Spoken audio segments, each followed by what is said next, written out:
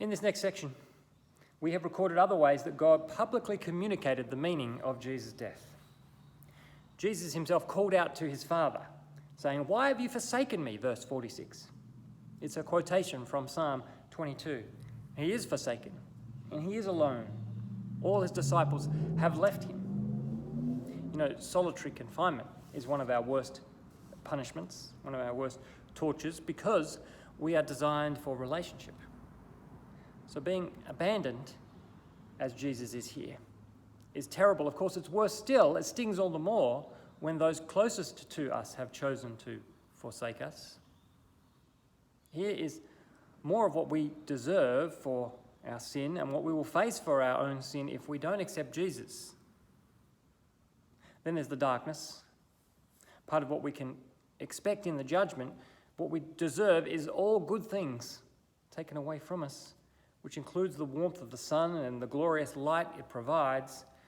Darkness is one of the Old Testament metaphors for God's judgment. More positively, the curtain of the temple was torn in two from top to bottom. The curtain, that was the part of the Old Testament temple that would bar entry into where God was said to dwell. But now it was ripped open so that entry into God's very presence was allowed even to sinners because of what Jesus has done. You know, sometimes in our house, one of the doors gets locked. You know, other people aren't allowed in. Somebody says, "I'm getting dressed, don't come in." Right? Or I'm in a lesson. You know, I'm on Zoom. That happens more often now. And sometimes the person's in there because they've got a problem with someone else in the house, or they don't want to see anyone.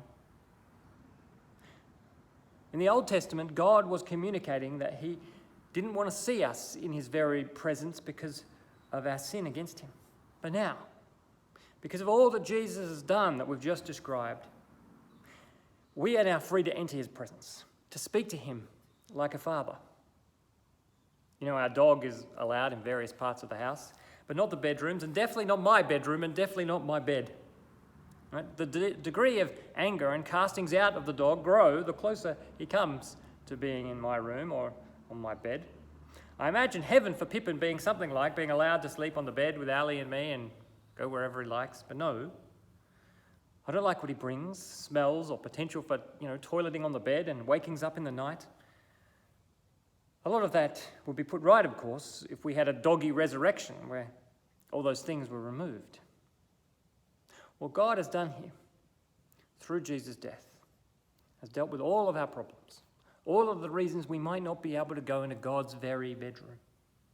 He's happy for us now, through Jesus, to come into his presence, provided Jesus has dealt with our sin. Then we can call him Father, we can traipse into his bedroom like the kids do in a family. You know those images when the kids bound onto the bed. It's a glorious image here. And then you've got the tombs breaking open, dead people walking around. You know, some Christians, they're happy to believe Jesus rose from the dead, bodily, but somehow they can't believe at the same time that other people rose from the dead just right then, like described here, at least for a little while, and then we presume died again. To be honest, I can't understand it. Those who say they think God has the power to raise Jesus from the dead bodily forever, with a body that can never die. But yet at the same time, some will say, but I can't believe that those other holy people were raised. I mean, either God's got the power to do it, or he doesn't. But what the point was here is another of God's ways of showing what was just achieved. Death has been conquered, not just for Jesus himself, but with implications for others. His death beats death for all those who are his.